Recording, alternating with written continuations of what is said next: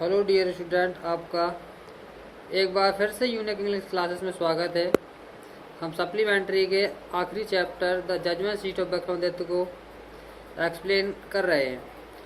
तो हमने last video में पढ़ा था कि विक्रमादित्य का न्याय सिंहासन किस तरीके यानी विक्रमादित्य का जो महल था, जो उनके किले थे, वो सारे नष्ट हो गए थे। वो कहाँ शासन करते थे? उज्जैन में। तो जब उज्जैन में काफ़ी उनकी मृत्यु का समय काफ़ी गुजर गया और उनके किले और उनकी बनाए हुए महल जब पूरी तरीके से नष्ट हो जाते हैं और उन महलों और किलों पर घास उगाती है और वो एक चारागाह बन जाता है। जब चारागाह बन जाता है तो उज्जैन के लोग धीरे धीरे उन्हें उनकी मेमोरीज को भूल जाते हैं, उनकी यादों को भूल जाते हैं कि यहाँ पर कभी महल या किले हुआ करते थे। तो वो अपना सब कुछ मतलब जानवर वगैरह, भेड़ वगैरह लेकर के सारा दिन के लिए वहीं पर चारागाह की में निकल जाते हैं। तो वो चारागाह में परिवर्तित हो जाते हैं विक्रमादित्य के महल और उनके किले। ठीक है, तो वहीं पर हमने आगे पढ़ा था कि वहीं पर कुछ लड़के जो जानवरों को लेकर के वहाँ जाते हैं तो उन्हें एक खेल का मैदान मिल जाता है। तो खेल का जो मैदान होता है वो चारों तरफ से पेड़ों से ढका हुआ होता है और बीच में एक प्लेन प्लेस होता है, समतल मैदान जो थोड़ी बहुत उबड़ खाबड़ भी होता है, जहाँ पर वो खेलना स्टार्ट कर देते हैं। और इसके बाद उन्हें एक ऐसी जगह मिलती है, एक ऐसा स्थान दिखाई देता है जो बाहर की तरफ उभरा हुआ होता है, जो बिल्कुल एक सिंहासन की तरह दिखाई देता है कि जैसे कोई बैठने का उचित स्थान हो। तो हमने कहानी को यहाँ तक पढ़ा था। आज की वीडियो में कहानी को आगे यहाँ से हम जानेंगे कि किस तरीके से विक्रमादित्य का न्याय सिंहासन जमीन मतलब पृथ्वी के ऊपर आता है और किस तरीके से इस दुनिया से, इस संसार से हमेशा हमेशा के लिए विलुप्त हो जाता है। तो चलिए स्टूडेंट्स, वीडियो को आगे बढ़ाते हुए हम स्टार्ट करते हैं आज के सिलेबस से। तो आज का जो स्टार्टिंग वीडियो होगा वो होगा एट लास्ट 1 से लेकर के। तो थोड़ा बैकअप लेते हैं। तो दिखा रफ एंड अनइवन, यानी कि उनका जो स्थान था वो थोड़ा उबड़ खाबड़ था। हेयर एंड देयर, जहाँ कहीं पर द एंड माने अंत में, है ना, और वहीं कहीं पर आखिरकार अंत में एक ग्रेट स्टोन पीप्ड, एक बड़ा सा पत्थर बाहर की तरफ उभरा हुआ था। And the there was green mud, और वहीं पर एक हरा टीला भी था। Which look very much like a जज सीट, जो बहुत काफ़ी कैसा दिखाई देता था? जज सीट माने न्याय सिंहासन की तरह। तो वो काफ़ी न्याय सिंहासन की तरह प्रतीत होता था वो टीला जो बाहर की तरफ उभरा हुआ था। चलिए अब आगे। At last one of the boys, आखिरकार उन लड़कों में से एक, वन माने एक, बॉयज माने लड़का, thought so and seated himself on it, thought थोड़ा सोचता रहा, सो इसलिए, एंड सीटेड और मतलब बैठा दिया उसने, हिमसेल्फ माने अपने आप को, मतलब थोड़ी देर सोचता रहा। उनमें से एक लड़का कोई होगा जो थोड़ी देर तक सोचता रहा और आखिरकार अपने आप को उस सीट पर जाकर के स्थापित कर देता है या उस जगह पर बैठ जाता है। आई से बॉयज, और वहाँ वो बैठते ही कहता है आई से बॉयज, बच्चों मैं तुमसे या लड़कों मैं तुमसे कहता हूँ। ही क्राइड, वह चिल्लाया कि बच्चों मैं तुमसे कहता हूँ, बी द जज and you can bring all your cases before me. तो उसने कहा कि बच्चों सुनो, बी द जज, कि मैं न्यायाधीश हूँ, and you can bring all your cases before me. Bring लाओ, ऑल केसेस माने अपने सारे मुकदमे, बिफोर मी माने मेरे सामने। तो उस लड़के ने चिल्ला कर कहा कि सुनो बच्चों, मैं तुम्हारा न्यायाधीश हूँ, तुम जितने भी तुम्हारे मुकदमे हैं, जितने भी झगड़े हैं, तुम सारे के सारे मेरे पास लेकर के आओ।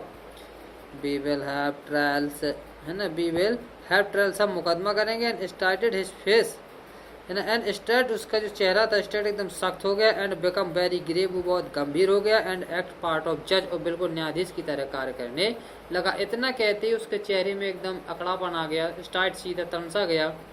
एंड हिज फेस, जो उसका चेहरा था, एंड बिकम वेरी ग्रेव, और वो बहुत क्या हो जाता है? ग्रेव, गंभीर हो जाता है।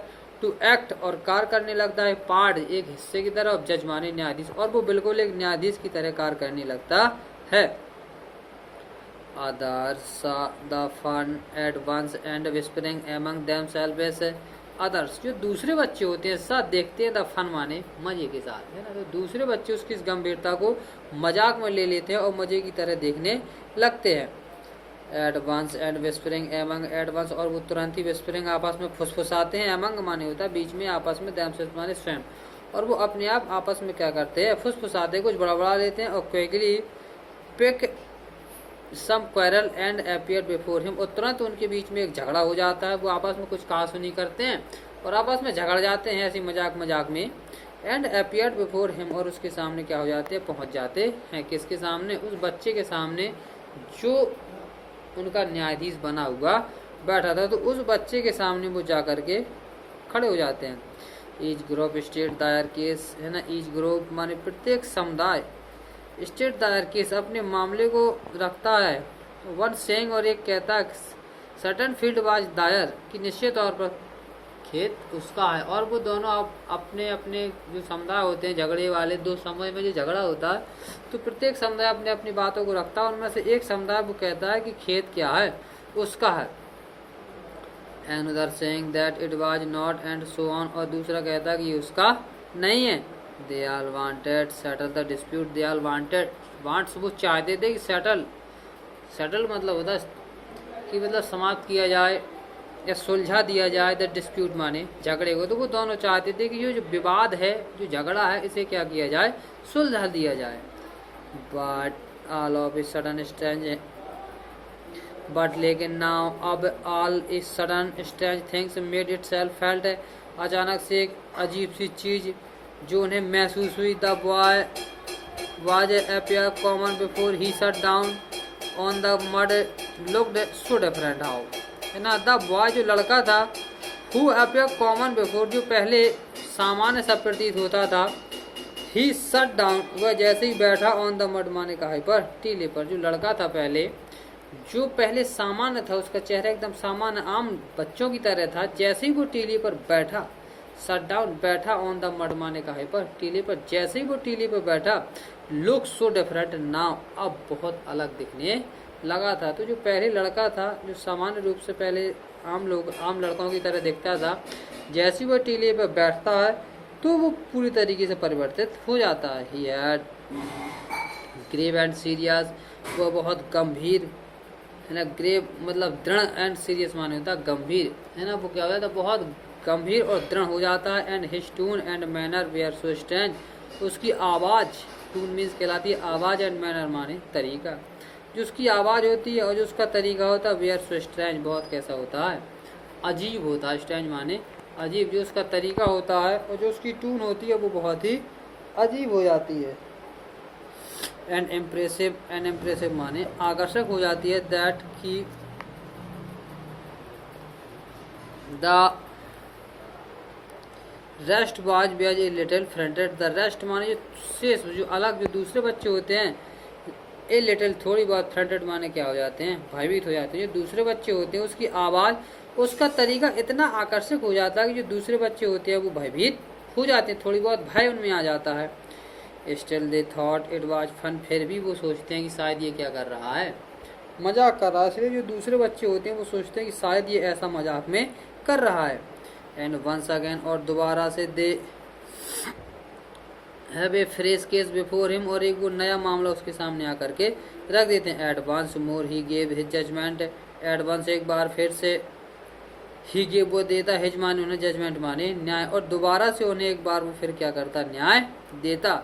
And this went on fun hours together, और ये घंटों तक ऐसा चलता रहा, और ऐसा घंटों तक चलता रहा कि एक के बाद एक झगड़ा करके वो लड़के उसके सामने लाते रहे और वो हर बार उन्हें न्याय देता रहा। तो ऐसी प्रक्रिया घंटों तक चलती रही। ही सिटिंग ऑन द जज सीट, ही सिटिंग वो बैठा रहा, ऑन द जज सीट माने न्याय सिंहासन पर, न्याय सिंहासन पर बैठा रहा। लिसनिंग टू कंप्लेन, और शिकायतों को सुनता रहा। And pronounce sentence with the same gravity, और प्रोनाउंस घोषणा करता था, सेंटेंस माने कथनों की, विद द सेम ग्रेविटी माने उसी गंभीरता के साथ, टिल माने जब तक, it was the time to return जब तक कि उनके लौटने का समय नहीं हो गया। तो जब तक उनके लौटने का समय नहीं हो गया, जब तक वो बच्चा उसी सिंहासन पर बैठा रहा, उसी गंभीरता के साथ अपने कथनों को व्यक्त करता रहा। कब तक? जब तक कि उनका समय लौटने का वापस नहीं हो गया। And then he jump down his place and we just like any other boys, and माने और जब उनके लौटने का समय हो गया तो एंड और देन तब ही जंप डाउन, वह नीचे कूदा, हिज प्लेस माने अपने स्थान से। तो जब उनके लौटने का समय हो गया तो वह अपने स्थान से नीचे लौटा। And was just like any other covered, और वो दूसरे चरवाहों की तरह दिखने लगा, या बिल्कुल दूसरे चरवाहों की तरह हो गया, जैसे दूसरे चरवाहे थे वैसे ही बिल्कुल हो गया। फ्रॉम देन ऑनवर्ड्स, तब से लेकर कि so famous that he could become that all the common disputes were put before him. So इसलिए तब से लेकर के, सो इसलिए फेमस डेट दिस कवर्ड, यानी कि यह ग्वाला प्रसिद्ध हो गया। That the all common dispute माने बड़े साधारण से झगड़े होते थे, बेयरपुट बिफोर हिम उसके सामने रखे जाते थे। एंड ऑलवेज, और वह हमेशा सेम थिंग हैपन, वही घटित होता था। और जो उस तब से वो ग्वाला प्रसिद्ध हो गया उन दूसरे लड़कों के बीच में। जब भी कोई उन लड़कों के बीच में कोई झगड़ा होता था तो उसे उसके सामने रखा जाता था और वही समान चीज घटित होती थी, यानी कि वो उन्हें क्या देता था, न्याय देता था। The spirit of knowledge and justice would come back to him. The spirit माने आत्मा, ऑफ नॉलेज माने ज्ञान की, एंड जस्टिस माने न्याय की, वुड कम आ जाती थी, टू हिम माने उसमें, and he would show the truth, और वो सच्चाई को दिखा देता था। तो जब भी वो लड़का उस टीले पर बैठता था तो ज्ञान और न्याय की आत्मा अर्थात विक्रमादित्य की आत्मा उसके शरीर में आ जाती थी और वह दूसरे लोगों को सच्चाई दिखा देता था कि आखिरकार सच्चाई क्या है। But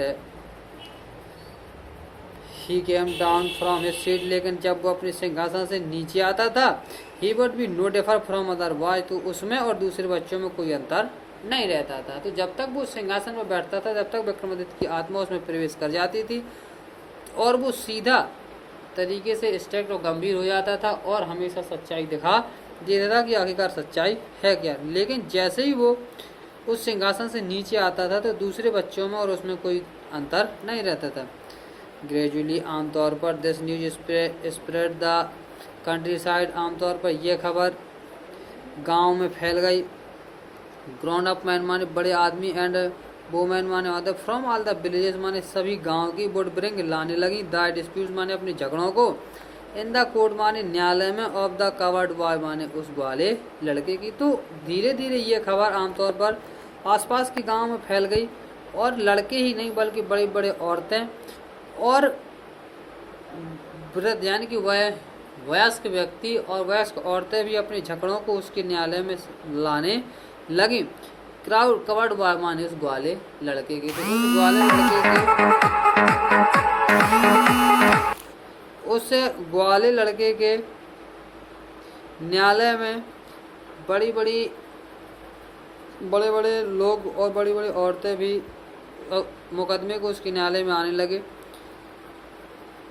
and they received the judgment, they both sides understood and so went away satisfied, and they received the judgment, और उन्हें न्याय मिलता था। and the both of side understood, और दोनों साइड के जो दोनों पक्ष हुआ करते थे अंडरस्टूड समझ जाते थे, and so went away satisfied, और संतुष्ट होकर के वहाँ से जाते थे। तो जब भी वयस्क औरतें और वयस्क आदमी अपने झगड़ों को उसके दरबार में लाते थे तो वो उन्हें एकदम न्याय करके देता था और दोनों पक्ष उनसे संतुष्ट होकर के जाते थे। Now the king who lived far from Ujjain, now जो अब राजा इस समय जो राजा था, हु लिव्ड फार अवे जो दूर रहता था, फ्रॉम उज्जैन माने उज्जैन से। इस समय जो एक राजा राज करता था उज्जैन से काफ़ी दूर, हियर दिस स्टोरी, इस कहानी के बारे में सुनता है। ही सैड, वह कहता है, the boy must have definitely sat on the judgement seat of Vikramaditya, की लड़का निश्चित तौर पर विक्रमादित्य के सिंहासन पर बैठता है। The king guest watch correct, the king माने राजा का, गेस्ट माने अनुमान, वाच करेक्ट सत्य था। तो निवेदिता कहती है कि राजा का जैसे अनुमान था, जो उस समय राजा जो उज्जैन से काफ़ी दूर एक राज्य में राज करता था, जब उसके यहाँ तक ये कहानी पहुँचती है तो वो स्पष्ट रूप से कहता कि वो लड़का निश्चित तौर पर विक्रमादित्य के न्याय सिंहासन पर बैठता है। और निवेदिता बता दिए कि उसका उस राजा का जो अनुमान था वो एकदम क्या था, सही था, वाच करेक्ट सही था। As the rooms about the meadow once, जैसे कि महल जब नष्ट हो गए थे, अबाउट द मिडो और चारागाह बन गए थे, वेयर वंस विक्रमादित्य प्लेस, वहाँ कभी विक्रमादित्य का क्या हुआ करता था, महल हुआ करता था। Sitting on the mud bring wisdom and justice to the boy shepherd boy and माने और सिटिंग बैठते ही ऑन द मड माने टीले पर, ब्रिंग्स आ जाती थी, विजडम माने बुद्धिमत्ता, एंड जस्टिस माने न्यायता, टू द शेपर्ड बॉय माने इस बाले लड़के में। तो जैसे ही वो लड़का उस टीले पर बैठता था तो उस लड़के के अंदर बुद्धिमत्ता और न्यायता उसके अंदर प्रवेश कर जाती थी। ही थॉट वो सोचता था that to dig deep and find the judgement seat. उसने सोचा कि वहाँ पर गहरे से खुदाई की जाए and find the judgement seat और न्याय सिंहासन को प्राप्त कर लिया जाए। I too shall sit on it, मैं भी इस पर बैठूंगा, and hear all the cases, और सारे मुकदमों को सुनूंगा। देन तब